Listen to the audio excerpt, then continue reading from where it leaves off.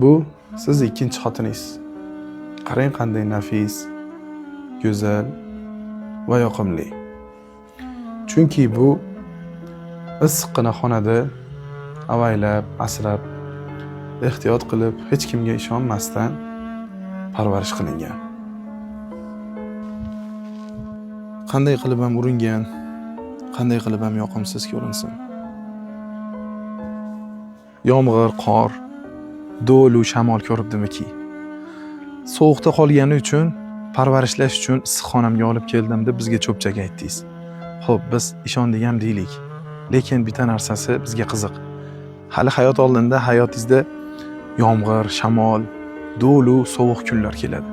Ana o'sha paytda sizni bu issiqxonada parvarishlagan gulingiz turib bera olarmikin? O'zingiz uchun bir savol berib ko'ring. Videolarimizga homiylik qilib, brendingizni ommaga taniting. Buning uchun quyidagi raqamlarga qo'ng'iroq qiling. Rahmat.